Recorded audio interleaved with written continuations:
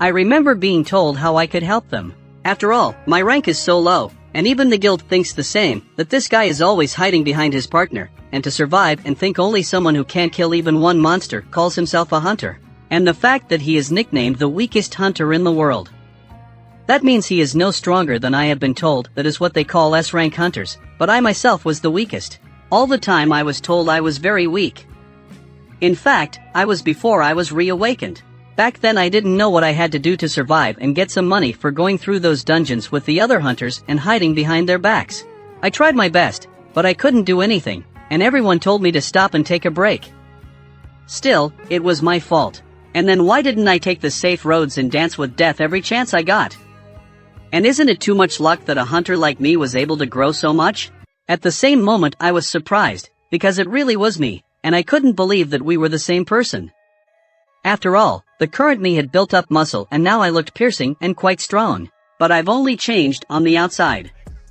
Inside, I'm still a wimp, and I wondered, what's the difference between the me of the past and the me I've now become? After all, I pushed myself into situations in which I was on the brink of death time and time again. Well, of course, we are also the hunters that we really are. And if I can't control myself, my courage will turn into recklessness. I will continue to fight these knights who have surrounded me, but there were so many of them that at one point I didn't know what to do, and when I was hit again. And when I fell to the ground, I felt a terrible pain inside me. The blows that these knights struck were even harder than before. They pounded me into the ground, and eventually I was no longer able to get to my feet. Lying down, I was completely surrounded by my enemies.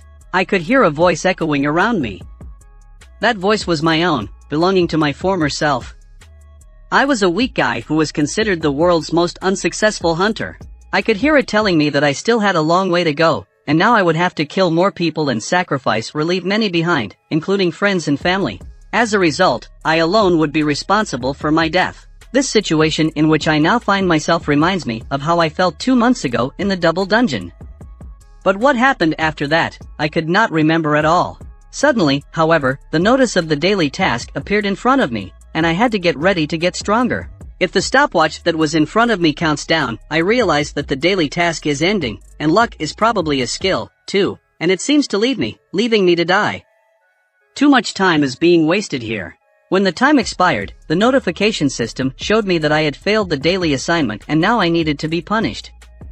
I will be moved to the penalty area. At the same time, the knight who tried to kill me struck his final blow.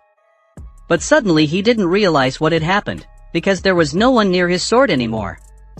I disappeared right before their eyes, and at that moment I was already in another place, where it was even hotter than in that dungeon. And as soon as I opened my eyes and saw the desert, I knew it was a penalty area. I started thinking back to what I thought at the beginning of my career change hike, that I hadn't done the daily assignment. And I thought it would be quick, and I could finish it all in one night, and I needed to get a profession and do the daily assignment sooner. But if it takes more than 12 hours, I might become a prey like that time, because last time I ran from them because of all the selves. If I run into her now, can I beat her? And come to think of it, I really didn't do my daily task today. So his time is up. Well, it was about time, and to think I was able to get out of that situation alive. And the assignment was so difficult that even the system wished me luck. Or was it said to encourage me to get more points? Luck or coincidence? Let them call it what they want. But at the same moment I called my in-game store, and as soon as I saw my fatigue, I thought it was the first time my fatigue had exceeded 90. And since I had enough money, I decided to use a potion, for it was supposed to help restore my energy. Eventually, my fatigue started to decrease, but at the same time my health points were not restored, and it seems that potions have no effect on restoring health points when I am seriously wounded. Apparently, the only way is to wait for natural recovery. I'm not sure about the dungeon area of the profession change quest, but maybe my health will recover faster if I level up in that area.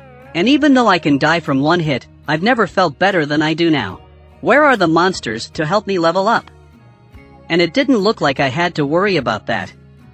After all, they appeared right in front of me as soon as I brought it up. It felt like they were waiting for me to remember them. The battle began again. I jumped up and ended up right on top of the centipede's head. This is how I deliver crushing blows to get stronger and replenish my health points, HP, as quickly as possible. If I can hold out until the end, I go back to a place where I can get a very good profession. I only need to last 4 hours. I realize that what doesn't kill me makes me stronger. After all, I don't have any more backup lives, and now I just need to get as strong as I can so I don't end up in situations like this in the future. That same day, late at night in the house where I lived, my sister got up to go to the bathroom. However, she was contemplating the strange dream she had had. When she looked at the time, she realized that I hadn't come home yet, that I was still working, or maybe I had a girlfriend. She thought about the fact that she had definitely told me about the parent-teacher conference that was to be held today, and she hoped that I would come to it. I had been fighting for over 3 hours now, and I was only 15 minutes away from completing the penalty assignment. I kept fighting against those centipedes, which were very strong, but with my death blow I was able to kill a lot of them. My skill level in the death blow was higher. Also, I was able to increase my level and recover my hit points, HP. I ended up with mountains of centipede corpses lying next to me, as expected. In the penalty area, you can heal yourself by leveling up. Also, thanks to the ability to use the store, I can heal with items. There were only 3 minutes left before I was back to my profession change mission. I still have a little time to prepare, as the basilisk fawn is not enough to break through the knight's defenses. I have to do my best, and I need a stronger weapon. When I opened my store, I saw a dagger capable of piercing heavy armor, so I bought myself a dagger called the Night Killer. Even though it cost 2,800,000,000 gold, it was a bit costly.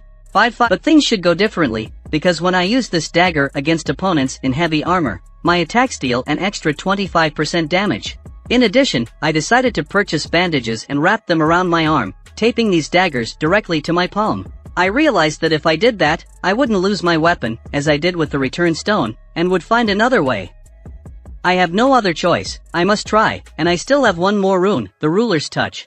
This skill can be obtained by destroying a rune. When I killed the Overlord, it allowed me to absorb and learn invisibility. I finally mastered this skill, the Ruler's Touch, and I can control objects without touching them. This skill requires no mana, and the description of the skill gives the impression that it is quite effective. Maybe that's what that guy was using. I don't think I can move too many objects, though. I was right. I couldn't move big objects because my level was still too low. I stood and watched as the completion of the penalty task approached. There were only a few seconds left, and this was my last opportunity. It was all I could do. Now all I had to do was rely on luck. When I got back, I realized that the number of knights had increased considerably in a few hours. As soon as they spotted me, they immediately rushed at me, seeking to destroy me. However, the first 2 who ran forward were instantly cut down by my daggers. They were surprised that I was able to chop them up, and this Night Killer effect definitely helps me. It's much more effective than fighting them with my bare hands. 10-10-10-10-10-10-10-10. I was killing centipedes and leveling up, and before that I was gaining experience by killing Iris the Warlord. The system was saying that there would be no healing effects from the level increase, not that levels in general would not increase. Although mages continuously use spells, they never attack me directly. Only knights perform such attacks. Then I wondered what kind of spell they were using. Perhaps a weakening or some sort of curse, but I didn't feel anything like that. But suddenly I realized that it was summoning magic, and as time goes by, more and more knights appear. And no matter how many knights I kill, I get experience for them. But these monsters, they were summoned by someone else. So I don't get experience for them, and the summoners were the last ones to come out of the gate. And they were mages. When I threw my dagger, I was able to kill one of the mages. As soon as I killed that mage, all the knights he summoned began to disintegrate into pieces. It turns out that the knights were summoned through a gateway created by the mages. And that's not the end of it. I have to find the remaining mages and deal with them. But as soon as I used my invisibility skill, I sensed that the mages detected my presence. And then I realized that they seemed to have found me, but that's what I expected. Because of this I was able to find them, and there were only 5 mages left for me to kill. But with my skills and my new blade, I knew that I could complete this task and take out all my enemies in this dungeon.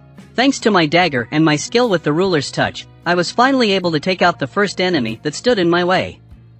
There were 4 more to find and destroy. The mages were not heavy opponents, for they always summoned knights and stood on the sidelines, watching the battle unfold. But now I need to find and finish them quickly, because if I don't do it quickly, it will take a long time, and it will be harder for me to fight them. I started running and killing all the knights that stood in my way. With my newly acquired blade, I was able to cut through all the knights with great ease. Thanks to my ruler touch skill, I was able to win. I will cut them all to pieces and stand on their armor. For I am far stronger than all of them put together. They're annoying, running in different directions and trying to do something, but there's no way. I'm stronger now than I was 4 hours ago. Well, just as I decided to relax for a while, one of the knights who was hiding behind me was able to strike me with his sword. I instantly turned around and sliced his sword in half, then severed his iron head. This caused me to start bleeding, which only increased my rage. I stared at him and shouted how much longer he would try to hide behind his knights. With my skill I was able to get close to him, and eventually defeat him. There were only 3 mages left, who decided to team up and began summoning something horrible that ended up under my feet. And suddenly all the remains of the knights that had been defeated by me, or were lying under my feet, united into one terrible knight. But it looked like a golem. It was too big, and I had to jump off its head, for it crashed straight into the ceiling. It was a horrible monster that solved everything in its path indiscriminately, both its own and others. The mages had one last chance to finish me off, and they made sure this monster destroyed everything in its path. And by some fluke he might have killed me. But no such luck. I was already rushing straight at him, and although they decided not to count the numbers but the destructive power, I was now able to kill 3 mages in one blow thanks to my speed. Eventually all the knights who were near me, as well as that big knight, began to disintegrate into pieces. I was able to breathe a sigh of relief, and although it might have taken longer if they hadn't grouped together to summon the golem, I was eventually able to manage in 4 hours, 29 minutes and 16 seconds. All of the monsters in the room were damaged and I was able to complete the task. I could now choose a profession depending on the number of points I earned. It is finally over and all I have to do is choose a profession. Since I know how to handle a dagger, obviously I should choose an assassin. But suddenly I saw a notification in the window, which said that the profession would be assigned after analyzing my actions in the game. As soon as I read the word assigned, I realized that I would not be given a choice. Although I had developed all characteristics, including strength and dexterity, perhaps I would become a warrior because of my high strength score, or an assassin because of my dexterity, or maybe because of my stamina. Either way, I would become stronger. I began to read in the notification window that wherever I went, the Reaper was following me, and the player's path was paved with corpses and soaked in the smell of blood. I didn't understand what the system was telling me. As I read on, I realized that because the player has power, he does not rely on his teammates, but overcomes everything with his own strength. Judging from this text, I realized that it would be a warrior. My thirst for power can be so strong as to be able to summon those who wander between death and removal, an army of the dead, obeying my commands to pave the way where my will be the law. I will no longer need anyone else's help after what I have read about the army of the dead. I realized that this was my calling. My profession was necromancy, and I didn't understand how it happened. After all, I hadn't even touched the characteristics of intelligence. I am a magical subclass, a necromancer, a grim mage, controlling an army of undead that follows me. I don't know if there are necromancers among hunters, but in games and stories it is a class that delegates most of the combat to its minions. And when I registered as an arranger, I thought I would play an assassin type, using only swords and daggers. All of my skills were geared towards choosing an assassin. Why choose this class then? But I decided to take it easy first.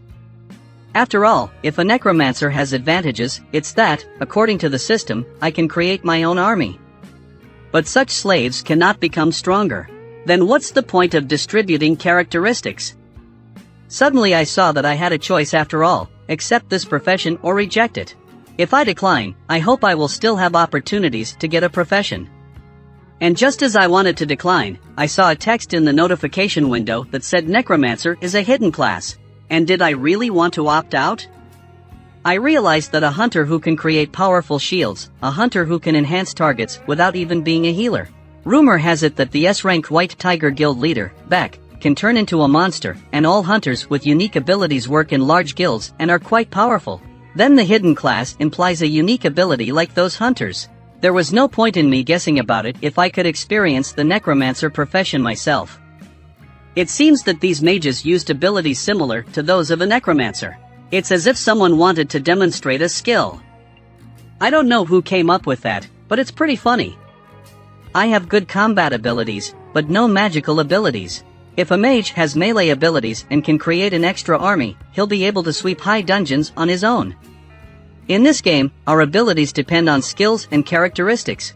This means that summoned creatures will also become stronger. It is no longer a leveling up on my own, and my profession has finally been chosen. Based on the amount of points I received, I will be granted a profession promotion. I scored the expected amount of points. In addition, I did not use the return stone, and I also received extra points for that. I also completed the quest with a health level, HP, higher than 50%, and I received extra points for that as well. The amount of points I received was enough to upgrade my profession. I was promoted from Necromancer to Shadow Lord, and I was able to learn the special skill of Shadow Lord. I gained additional characteristics, and eventually I was given the title of He Who Outdoes the Enemy. I was instantly promoted, and I was probably able to advance because I scored enough points. If I hadn't gotten all those extra points, I probably would have stayed a Necromancer for a while longer. Suddenly I started hearing some kind of scream, a scream of pain. I decided to see if I could summon these knights, but I ended up with nothing, and I realized that this was a Necromancer's skill. Shadow extraction is a skill that is used to summon corpse creatures. If you are a Necromancer, a command-type profession, you must choose a command phrase to summon. I thought about it and eventually came up with the phrase, rise. Immediately all the knights who were near me began to rise to extract the money. Shadows began to appear from their armor so black that I couldn't see any light that was inside them. And it looked pretty cool. I was able to turn a dead body into a shadow soldier using its mana.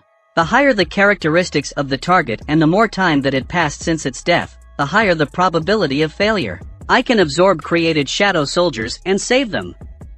Shadow saves can be summoned and reabsorbed whenever and wherever I want.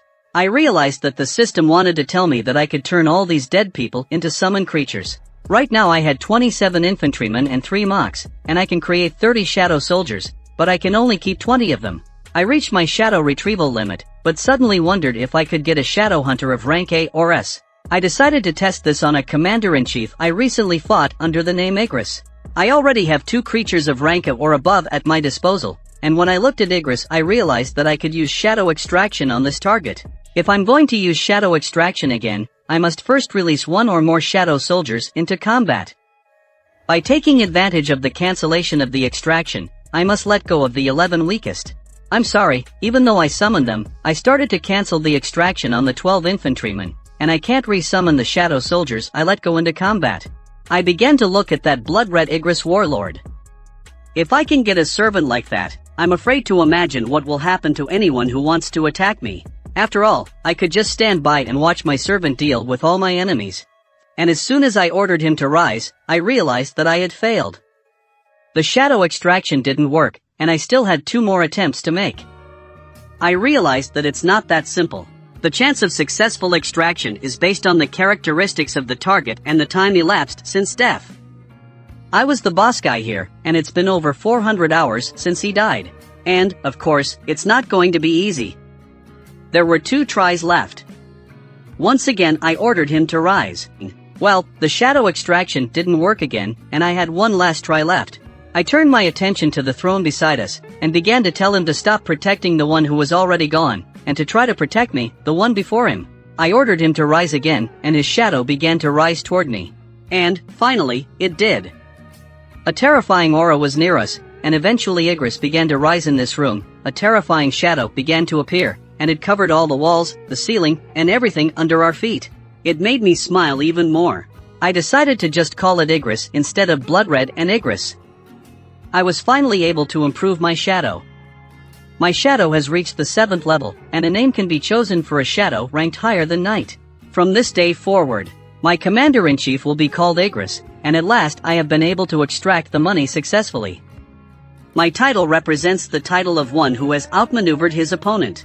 The title is awarded to those who heroically defeat the enemy, and their characteristics increase in proportion to their loss of health.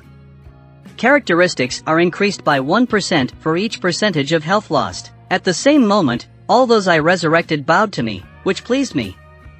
I asked them to take care of me in case I couldn't protect myself. A little later, I started to walk out of the portal and felt the fresh air. As soon as I stepped out, I looked at the sky with new eyes. For I was now much stronger than before. The next day, I was up early in the morning. I was lying in my bed, very tired and exhausted, but suddenly my phone started ringing. I picked it up, and they started yelling at me that I was still asleep. But I started to say that I was a little tired, but suddenly my sister told me to look at the time, and it turned out that it was 2 o'clock in the afternoon. She started yelling even harder that I had to remember that I had to be at school today and preferably by 5 o'clock. I jumped up out of bed abruptly and started telling her that I would make it in time and she shouldn't worry. After showering, I started looking at my clothes and realized that I needed to dress up better.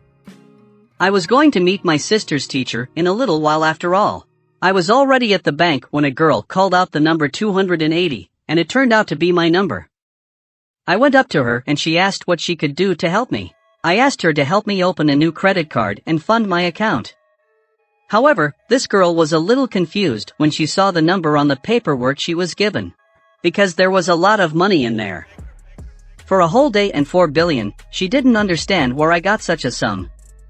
After all, I looked so young, and she decided to ask me what I was working for.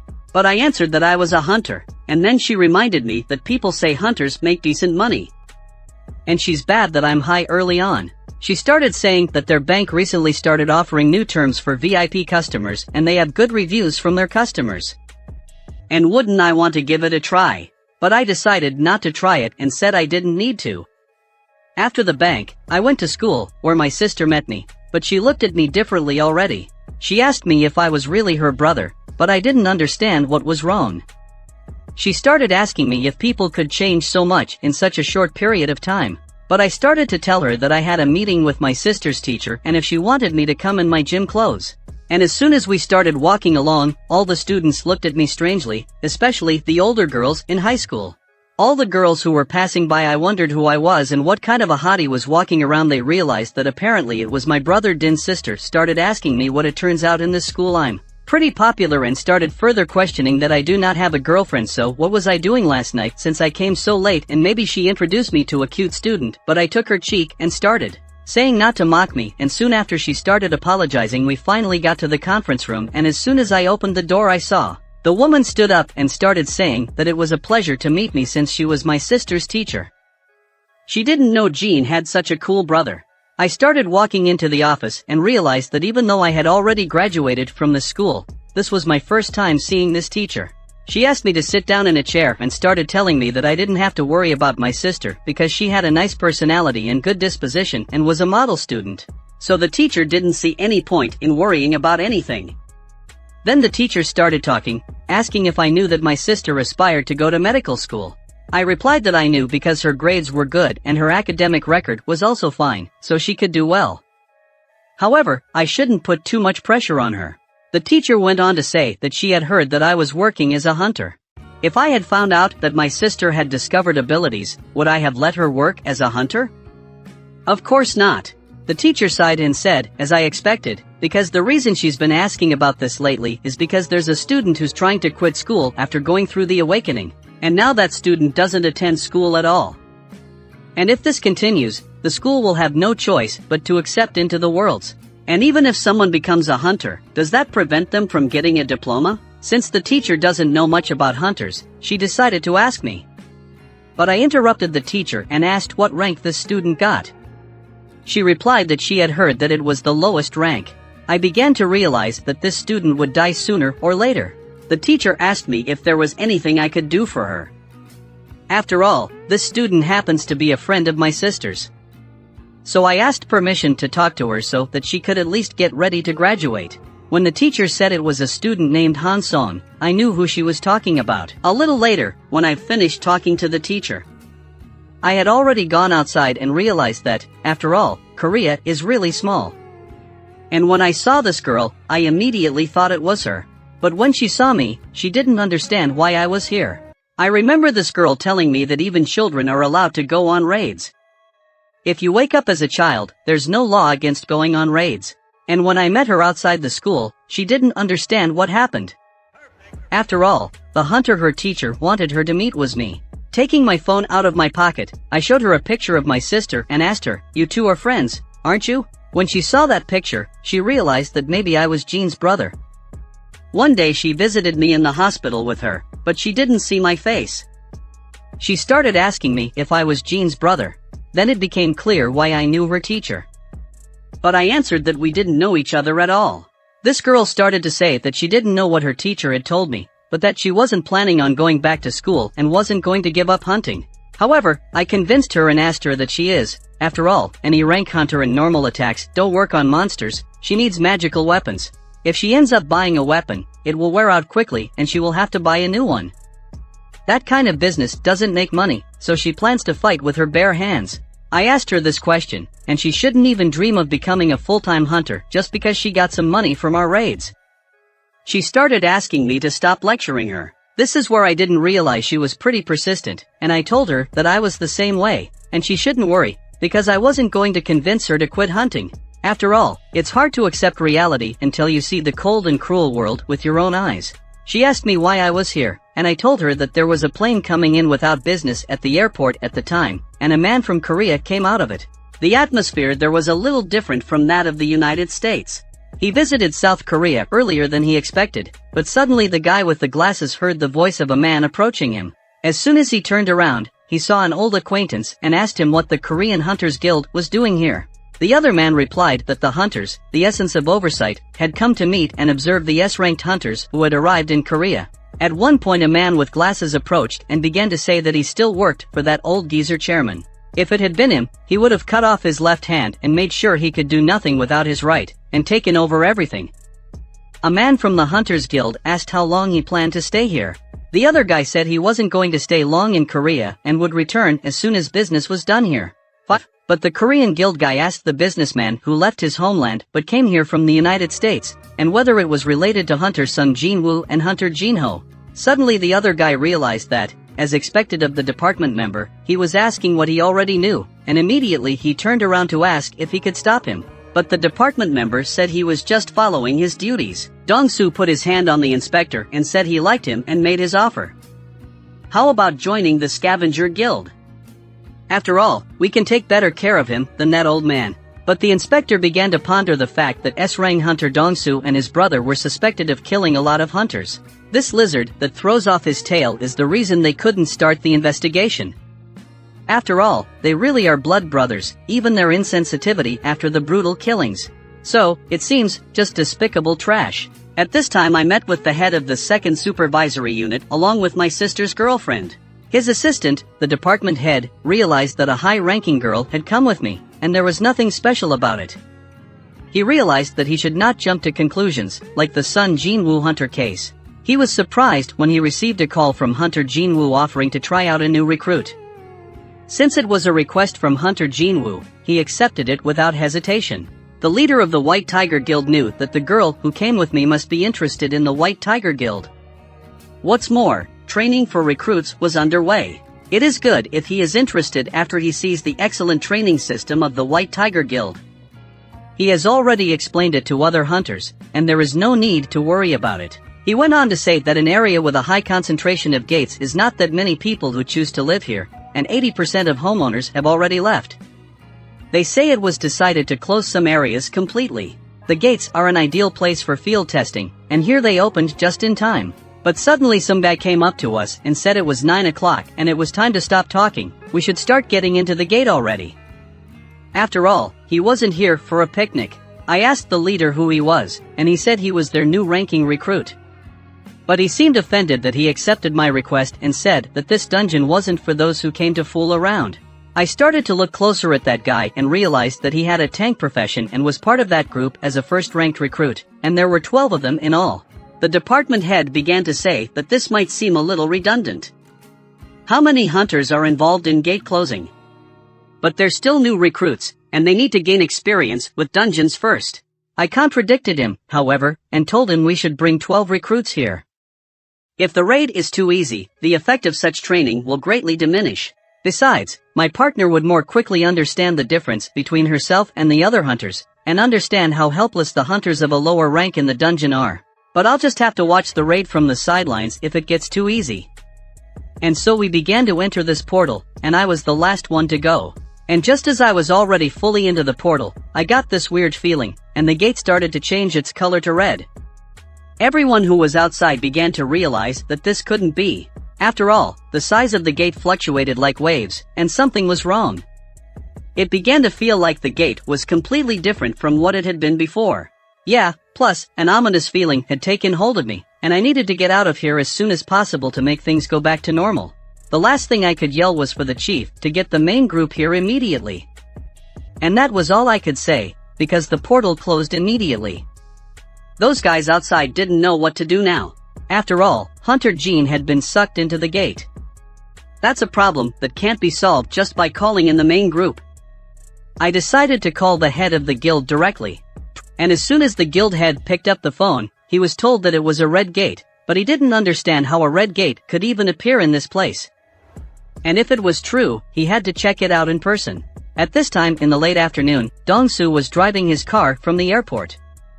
He was not satisfied with the car, for it was not good enough to accompany a hunter like him. At this speed, he would have gotten there faster, by running. However, the guy from the Korean Hunters Guild who was driving started to say that they couldn't get his body, and the funeral was held with an empty coffin. He asked if Dong-soo wanted to visit his grave. But Dong-soo began to say that it didn't matter how his brother's funeral went, he wasn't interested in dead people, he was only interested in his brother's remains. So now he heads to the dungeons to find the guy who killed his brother. Dungeons are a must for hunters, and the number of open gates in Korea was very high in the 21st century. It's not a problem to find someone who's going through the dungeon now. Jin Woo seems to have just gone into the dungeon. The rules inside and outside the dungeon are completely different, and no matter what he does with it, it's none of his business. At this time we were already inside, and it was eerily cold. All of us didn't realize where we were, for it didn't look like dungeons, and even the gates were gone, which were literally just behind us. But I didn't feel anything suspicious about the place. I thought that these gates had simply transported us to this world, but something had gone wrong. Suddenly I heard something approaching us. With my dexterity, however, I was able to dodge an icy arrow that was close to the face of my sister's friend, who had gone with me on this raid. Some arrows did hit the target, and the guys who came in with us, with frightened faces, started yelling that it was an ambush and everyone needed to duck. But I noticed that there were snow elves visible in a tree not far from us. But from that distance, I didn't even sense their presence. Those who had not encountered them used the term snow elves. Those who had already fought them, however, used a different term. In contrast to such a beautiful name as elves, observing their relentless pursuit of hunters, they were given the nickname White Walkers. At this time, the head of the White Walkers Guild arrived at the site, and as he approached the gate, he realized that it was tightly closed. This became a problem, and the head began to ask his subordinate if he had summoned the Korean Hunters Guild. The subordinate replied that yes, he had summoned them, but they pretended to be stupid and claimed it was just a low-ranked gate. The head of the White Tiger Guild understood that they were bastards, because red gates only appear in higher-ranked gates, and they say it's magical energy coming from another world. Behind this gate, just judging by rank, is a terrible mistake. The gate in front of me is at least below rank, and possibly even A rank or higher if we are unlucky. But I asked the leader if they should measure the gate with their magical energy meter. He replied that magical energy, and in their current state they could not figure out the rank of these gates. The head of our guild asked how many people were inside, but the subordinate replied that 12 people went in there. The head asked how many of them were high-ranked hunters, but heard that there was only one A-rank hunter as captain and 7 ranked hunters. They don't know if the recruits who went in there will be okay. Because gates can be either A rank or B rank, and the chapter rules out the possibility of an S rank gate that could lead to a national emergency. And even if it is an A rank gate, it requires at least 3 A rank hunters. But if it is an A rank gate, it requires at least 1 S rank hunter. So if it's an A rank gate, everyone inside can be considered dead already. And if they're lucky, maybe 2 or 3 B rank hunters will come back alive. But the subordinates began to say that there were actually 2 more people inside who weren't part of our guild, and 1 hunter he'd recently looked up to. And the head began to ask what rank this hunter might be, A or B. But the subordinate began to turn his head, which meant that there was an S-rank hunter inside. I heard on the head that he was E-rank, but I was in this forest at the time and saw the guys who came after me die from the arrows of the White Walkers. I realized they were observant. They managed to find the 2 weakest hunters in our group. If this had happened a couple of months ago, that arrow would have gotten me, but I figured I'd kill them with my own hands. But suddenly the guy in the big outfit, who was thought to be a tank, started saying that it looked like they were greeting us with these actions, and he wasn't sure how many of us understood the situation we were in. But inside the red gate we can't go back until we're all dead or not, dungeons lie hidden. The girl who came with me began to ask me what the red gate was. I began to explain to her that it was a special gate that connected us to another world, and once we went in, the gate completely closed, and no one else could come to our aid. It's a place from which we can't get out until we kill the boss or until the dungeon itself opens. In other words, we're stuck. At the same moment, that guy started to introduce himself as a top-ranked hunter, and his name is Kim Chul. He went on to say that now we all know that this is the red gate, and he will take responsibility for our survival. He began to say that he doesn't claim that all of us will be able to return alive, and we can't wait countless months for the dungeon to open on its own. And there is no guarantee that we will survive. A red gate veteran is no less dangerous in a place like this. How difficult it will be to lead a large group of people, so he must form and lead a squad to clear the dungeon. If we stay here, we will either die of cold or be ambushed. And even if no one wants to go clearing the dungeon with him, he'll go alone, and of course the question was who wanted to join him. Some of the guys immediately expressed a desire to go with him. I looked at the whole thing and realized why they agreed. After all, they would have a better chance of survival by teaming up with a hunter of that rank. But suddenly Kim pushed one of the hunters away and started saying that he was sorry, but he would not take someone of rank C or lower into his ranks. After all, one day spent in the red gate is only an hour outside, and at worst it will be countless months before the boss is killed or the dungeon is opened. In such a situation, he can't take a dead weight with him, and everyone he's turned down shouldn't turn around like that. If they think they are strong, they should ensure their survival as long as we put down the boss and they can return safely. But suddenly the girl interrupted that big guy and started talking. But that big guy smiled wryly when she changed direction, for she changed sideways instead of staying with the rank stupidity. And let her do as she pleased. Suddenly there was an empty seat, and the big guy began to say that he would take another person with him. At this point the girl walked past me and began to say that Kim hadn't noticed the arrows coming. I was able to spot them. She asked me why I wasn't an E-rang. At the entrance, in front of the gate, the subordinate of the head of the White Tiger began to talk to him about how, in order to gain the hunter's trust, he was keeping his wife's information a secret. He was sure, however, that he had awakened the head. The one who heard this asked the subordinate if he was sure or if it was just a joke. But the subordinate still could not get a definite answer, at which point the head realized that the only person he could rely on was Big Guy Kim. The subordinate, however, remained puzzled. After all, if the master had met the hunter's son Jin Woo, he would have seen for himself and would have understood everything. At the same time, the head of the first supervisory department began to say that Kim shouldn't have any problems, because his training results are very impressive. He doesn't lag behind the members of the main White Tiger attack squad in strength. The head thought to himself that this guy Kim, he's not one to be easily ignored, even among the high-ranking hunters. And with a man like that as raid captain, they should be strong enough to clear the dungeon. But suddenly some other guy came up and started saying that if he heard everything right about what was being whispered here, he rang hunters who may have been over-awakened. Our Kim is much better than some hunter with no basic knowledge. At the chapter helper said we'll see who seems to be right. Yes, they'll be back, but suddenly their conversation was interrupted by the sound of a car pulling up to them, and the guy who was getting out of the car started asking what happened here. Dong's son came out of the car and started saying that he had heard about the rank gates. Did they really end up here? Why is the precious master of the White Tiger Guild here? But as soon as the head of the White Tiger saw this guy, he started to get angry. He did not understand why this man, a scavenger guild hunter, had come here. The head of the White Tiger began to ask him why he was in Korea, but Hunter Dongsun began to say that he had stopped by to take care of some business, but he didn't expect to see the head of the White Tiger Guild here. It turned out that Korea was really small, but the head of the White Tiger began to get angry and his strength began to show. He already began to say with a serious face that he should just answer the question of why the man who should be in the United States is back in Korea and doing his business in the White Tiger Guild territory. But Dongsun also wants to ask something, why this lousy hunter joined the White Tiger Guild and what they were thinking when they hired him. He says this about the hunter Jin Woo. And once the head of the White Tiger heard that, he couldn't understand how the S-Rang hunter was related to Jin Woo. Dongsun went up to the gate, and when he touched it, he did not immediately realize that it was a red gate.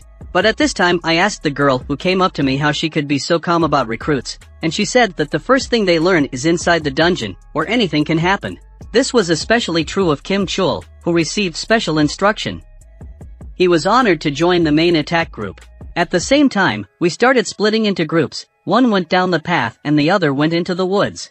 And as soon as the other group approached us at the end, they wished us luck, and I told them that I would wish them luck too, but already in the woods. At that time a girl came up to me and asked if I was going to answer her question. But I was thinking only of myself, and the girl, looking at me, realized that I, at least, had a high rank. Or maybe even a C rank. After all, I looked pretty strong, but at that time the other group noticed a trail of some big paws in the trees. I didn't realize what was inside the woods where we were headed. It was snow bear territory, and by the mistake of one inexperienced Irang, innocent people were about to die. But the other guy started asking Mr. Kim if he thought he would ever get an Irang position. But Mr. Kim replied that no way, because he was just an E-Ranger. But suddenly Mr. Kim sensed something and started saying that our squad would be on its own and everyone needed to get ready for battle. Outside, however, a conversation continued between the head of the White Tiger and the hunter Dong Soon. Dong Soon began to say that he had come all the way here to see that guy, and he was stuck in the red gate, and it was hard to even get a glimpse of Jin Woo's face. But the head of the White Tiger couldn't understand why they were all so interested in the anti-boy named Jin Woo. At this time, the big snow bear was fighting against the captain, and it seemed that the battle was on equal footing. But the captain began to attack harder, causing the big paw of the snow bear to be turned the other way. The captain continued to beat him with his big axe. The other guys who watched this admired their captain. After all, they had expected this kind of behavior from him, for he was an experienced hunter and different from the others. He had handled almost an entire pack of snow bears almost single-handedly and was sure of himself. The boys decided to take all but the organs of the meat to provide food for themselves. With this meat, they could survive for a few days. It was a wonderful start for them. The captain began yelling at his charges that it was all nonsense. After all, we can't relax until we're out of the woods. After all, we've only made it through now because of him, and by now the others should be bear snacks by now. But those others the captain was talking about, that was us. We continued to walk through the snowy forest, but the girl began to tell me that we couldn't go any farther. I asked why not. She pointed her hand into the trees and asked me if I could see that this whole area marked by gentle bears and the whole forest was snow bear territory, and we should go back before the monsters showed up. But I started to tell her that if this area belongs entirely to the snow bears, then we shouldn't go back. After all, I have a plan, and that's why we're going deeper into the woods. But that girl started to get nervous, because she didn't want to hear what I was telling her. She thought I was just in a hurry to die. I went on to say that this was snow bear only territory in the woods, and we should only worry about bears. Better to deal with snow bears than snow elves. If there are a lot of snow bears in the area, it must mean that there are no more powerful predators here, so we won't run into any stronger monsters. After these reflections, the girl realized that I was right. She couldn't understand why she hadn't thought of that. I began to tell her that we were going to make it anyway. But I noticed the way she was dressed, and I realized that it was too cold in the woods. I asked her if she was cold in those clothes, and at the same moment I called up my inventory. From my inventory I started to get clothes out and told everyone to put them on. Here, it would be a shame if they all died of cold before we met the monsters. The girl was a little shocked, because she didn't expect me to have spatial magic. The other guys were surprised, too. Isn't spatial magic limited to just one or two objects? And the fact that I was able to summon so many things was surprising. And they didn't understand who I really was. Walked up to my sister's girlfriend and told her that I was actually the one who brought her here, and it was my responsibility to protect her. However, she shouldn't be asking me anything right now, and that goes for everyone else. I began to tell them not to ask me any questions or demand anything of me, but all of a sudden I started hearing someone coming toward us. And when I turned around and saw a big snow bear, the guys who were standing behind me started screaming and panicking. They said they would have to worry, just not about the snow bears. The girl started saying that going into the woods was definitely the wrong decision. She said she would keep him distracted until we all found a way to kill him. But I took her by her clothes with my hand and started pulling her back, and she didn't understand what I was doing. But I started talking in a way that made everyone understand that I was going to hunt monsters. But the girl still insisted and said it didn't matter how strong I was, because it was still a high-ranking monster. But I couldn't lose the experience right in front of me, so I started to change my title. After all, the title "He Who Surpassed the Enemy" is awarded to those who heroically defeated the enemy, and my characteristics increase in proportion to my loss of health. Characteristics increase by 1% for each percentage of health lost. And at that very moment the big snow wolf started attacking me. I was able to jump up the mountain and began to think that if I added the effect of the title to my current level, I could destroy it with my bare hands. While I was in the air, I flew straight at him and hit him with all the force of my hand right on his head. The impact knocked the big snow wolf off his feet, and he fell to the ground as if he'd been pressed inside. The whole group that came here with me was shocked by what they saw. After all, they were not expecting that I could take down a snow bear with one blow. But I was sitting on a dead snow bear, and I realized that's exactly what I thought, because this is an unusual dungeon. The experience I get in it is different, too, and my level instantly went up. The girl who examined it didn't understand who I was. At the same time, outside the gate, the head of the white tiger began to question the hunter. "What is your business, Hunter Jin Woo? And why did you come here to the entrance of the dungeon?" But the hunter replied that it was none of his business, he was just having fun. The head of the white tiger understood that he should not think about those red gates, for nothing could be done anymore. Behind that gate might not be a dungeon, but a desert with temperatures over 60 degrees, a jungle with poisonous snakes and insects, or an extremely cold snow zone where you could get severe frostbite. The chances of them coming back alive are minimal, but the hunter wanted to see what would happen next, to see something so rare just walking by. But that's pretty troublesome, and he can't just wait here for this dungeon to open. The inspector stood near the others and began to ponder that Jin was lucky, for this is a red gate, and even an S-level hunter is powerless here. But he'll be even luckier if he can come back alive. But at this time already, when the sun had set, we sat in the woods and lit a fire, and on it we ate the meat that had been achieved during the battle with the gentle bears. The guys started to eat the meat, but for them the bear meat was a little tough, but it was pretty tasty. Sister's girlfriend I brought here started telling me that my sister really doesn't do anything at home except do her homework and say she hangs words on the wall instead of wallpaper to study in her sleep, but I told her that she is just like them guys come home. She plays eat and sleep at home. We have Sonia who loves fried chicken, but my sister's girlfriend thought I was lying because she is so good studying. But I myself could not believe it, because when we were younger we were together playing arcades. Guys who were sitting across from us in the beginning whispered among themselves that they thought that the number of ambushes of snow bears, but it was because our captain took care of them. He killed a snow bear with his bare hands, and at this point I got up and started to leave, but the girl started to ask me where I was going, and I told her 100 times I've eaten already, I'll go do exercise. They did not understand why I was doing the exercises in a row indoors, but I began to explain to them that if I did not do them, I would be fined. At that point they realized that I was definitely weird.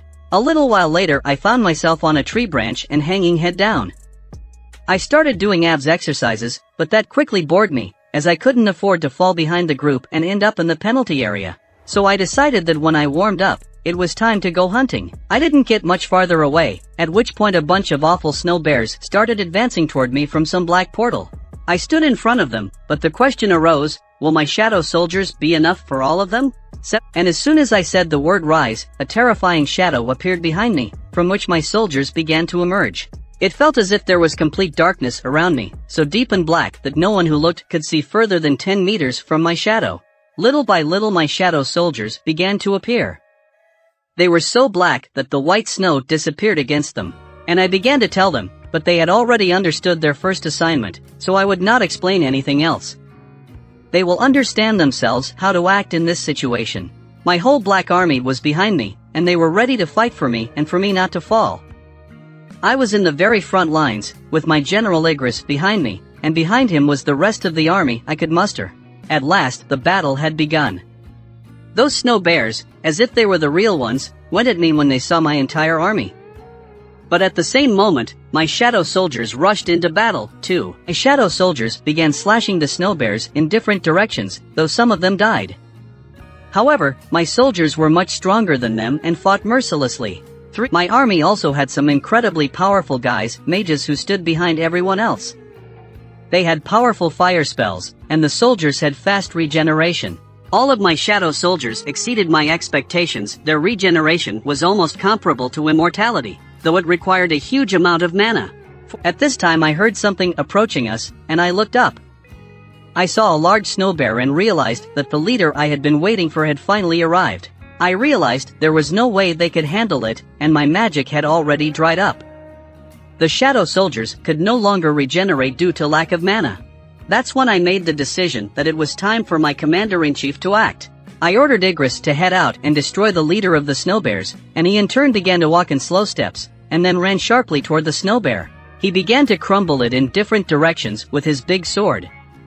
This made the snow bear begin to bleed and scream at the top of his voice. He roared throughout the forest as Igris cut off his big paw. They continued to fight, and the snow bear wanted to put up some kind of resistance, but in the end he failed, for my commander-in-chief was very agile and had incredible strength. He slashed the snow bear every time it came near him. I kept watching as my commander-in-chief started running behind the snow bear's back and slashing his legs, causing the lower bear to be unable to stand on his big hind legs. However, the commander-in-chief then slowly went around him and began to slash him with his big sword. Eventually, Igris decided to end this battle. He swung his big, sharp sword, cutting off the head of this big snow bear. I saw my commander-in-chief turn around and start walking toward me, with the snow bear's head in his hands. I realized that I wouldn't have had a chance if Igris hadn't used his sword then. With my current level we are on equal footing, but that was just me thinking that. In fact, when Igris threw off my snow bear head and kneeled down, I knew he was stronger than me. After that, I told him that he had done a good job, and it was time for me to turn the snow bear into my shadow soldier. I successfully extracted the shadow, and a shadow began to emerge from the big snow bear that would obey me specifically. And so he appeared, and from behind the snow bear, the other bears were appearing, destroying my shadow army. I looked at the leader of the bears and realized that I and my army were now much stronger than before. At the same time outside, the white tiger head began to ask about his subordinates. How long has it been since they entered this dungeon? His subordinates replied that it had been about 3 hours, but inside it had already been 3 days. They wondered how many were still alive. But the head of the white tiger began to tell them to give up any hope of a normal environment beyond the red gate and the scorching sun, the endless clinging poisonous bedbugs or the northern stream. Of course, the weak will be the first to die. And even if one were to adapt to the conditions of that world, one must provide food in addition. They could try to eat monster meat, but these gates are too high for low-ranked hunters, and hunters of rank and below are likely dead. And as soon as Dong Song heard this, he realized that Jin Woo must be dead, and he was probably just wasting his time. But suddenly he began to say that the head claims that Jin Woo is not a member of the White Tiger. As he found himself there, a subordinate of the head began to say that he was an old acquaintance of his. He asked permission to take part in the raid, but did so early and reluctantly. The head agreed and brought him in, though he realized that his subordinate was trying to cover for Jin Woo the hunter. So giving him away became problematic. Besides, foreign S-rank hunter Huang Dongsu knows of the existence of this E-rank. Huang Dongsu decided to say that there was nothing more he could do in that case. He very quickly approached the subordinate of the head, took him by the throat, and lifted him into the air. Huang Dongsu began to say that he has always had a knack for dealing with difficult situations. He feels that there is something suspicious here, and he must tell him the truth about what he is hiding. But at that very moment, the head of the White Tiger got really angry and told him to take his hands off his ward. Huang Dongsu starts smiling and says that he's ordering someone who's acting like he's the boss. The head of the White Tiger did not understand what he was talking about at this moment. Their aura began to increase, as if something glowing was flying near them. Everyone else knew that if this continued, these two would make an unreal disturbance here that would make everyone sick. But in the meantime, outside the gate, the captain was sighing cold air. His weapons were shattered and his shield shattered in two. He stood, utterly scarred, but in front of him was an even more terrible monster who had done all this to him. And so the captain realized that all his efforts had been futile and he had lost. For the monsters that attacked them began to drag and break everything in their path, destroying almost his entire group. It was no use to the hunter, who had even undergone special training to get to the elite. However, he had lost and could not accept it. But suddenly the captain heard the sound of a bow shot, and an icy arrow flew straight at his associate, who was standing behind him. He looked up and saw the snowy white walkers coming at him. These walkers came right behind Bigfoot.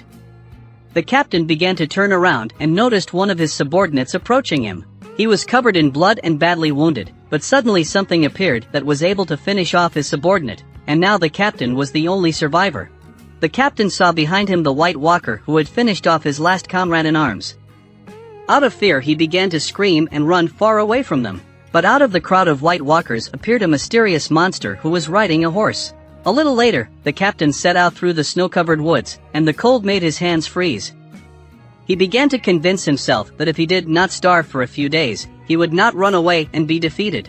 But suddenly he saw very many dead snow bears, and he wondered why he had not encountered a single ice bear after entering the forest. Here was the reason for all this. I couldn't believe these guys could destroy them. But they wouldn't have had enough. And he began to think that it probably wasn't that second group, but Hayaki's monster, and they had to be around here somewhere. He decided he needed to get out of the woods faster, but in the meantime things were heating up outside, and two strong hunters started fighting. The head of the white tiger began to transform into a horrible monster that lurked within him, and Huang Dongsu was gathering enormous power at his fingertips. They decided to fight right here and defeat everything in their path. Suddenly there was a flash, and from that a wave rolled in, lifting all the dust and rocks into the air. The air wave began to sweep away everything in its path, and the boys standing nearby couldn't look at it calmly. To them it was a terrifying force. However, once the smoke cleared, Huang Dongsu smiled, for what he saw looked good. The inspector was able to stop them both. He was between their hands. But he soon realized that had they both not reduced their strength in time, his arms would have been broken. And he began to say that he was the first to suspect Jin Woo at his birth.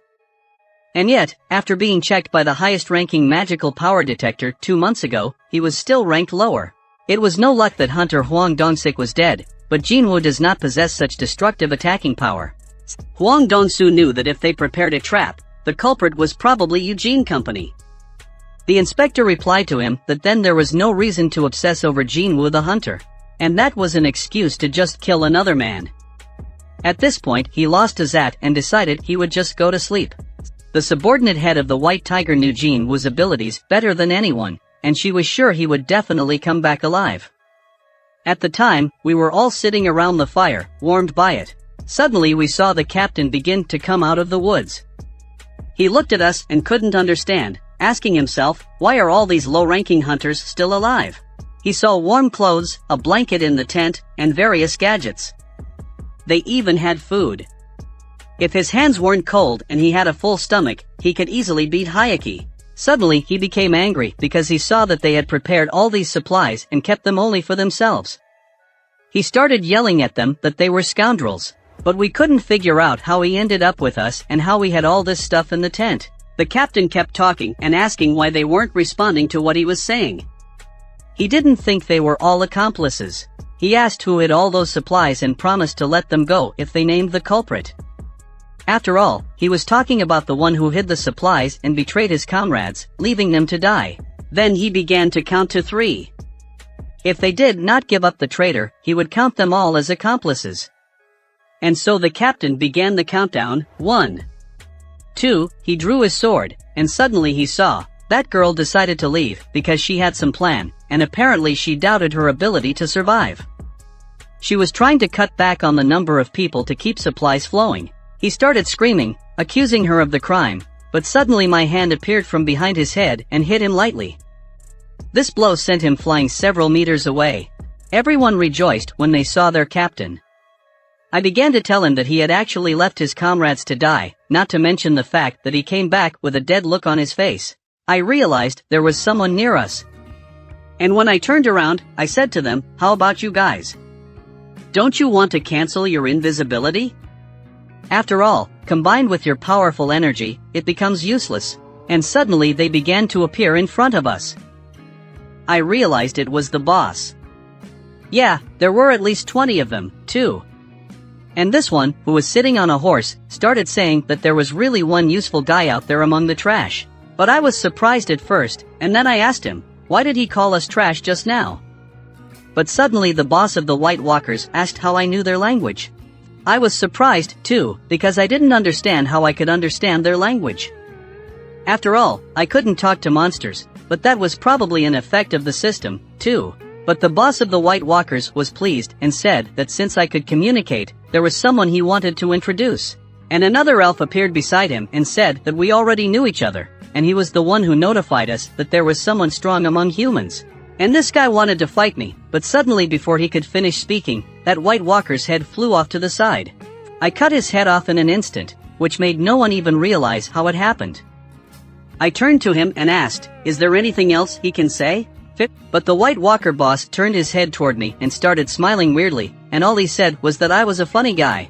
And when I threw the first punch at the White Walker boss, he skillfully blocked it, and I knew he wouldn't part with his life so easily. This Alif decided to offer me a deal, claiming it wouldn't hurt me. At first he decided to ask me why I, as a non-human, was protecting all these people. However, I didn't understand what he meant. After I said that, he started laughing strangely and saying that I was so unaware of all this. It's about that voice in our heads that keeps ordering us to kill people. But I don't hear it in my presence. I began to wonder about the origin of that voice that orders us to kill people. It's some kind of program instruction, and if this voice doesn't affect me, maybe it has something to do with me being a rock in this system. One elf started saying that there was no need for fighting, because after all, we don't want innocent blood spilled. He asked me to give them these people behind my back, and in turn he would spare me. But I also had a question for him. Who are they, and where did they come from, and why are they trying to kill us? Suddenly something strange happened, and this elf started saying again that there was no need to fight, and in the end they didn't want to sacrifice in vain. Answer to your question, unfortunately, information about these obscure creatures and their origins is not available in my knowledge base because my access to information was restricted until September 2021. Can you describe more details or context so that I can provide further assistance? I realized that he was avoiding my question, and eventually I needed to answer whether I was accepting their offers. But I said I refused. Then the elf asked me if I was going to fight him and his army, and if I thought I could do it alone. Please check and confirm that all corrected errors are according to your intentions. I answered him, what other army? And at that moment, my shadow soldiers began to appear behind me. All the people who were behind me began to wonder about it and didn't understand what was going on and what monsters were appearing everywhere.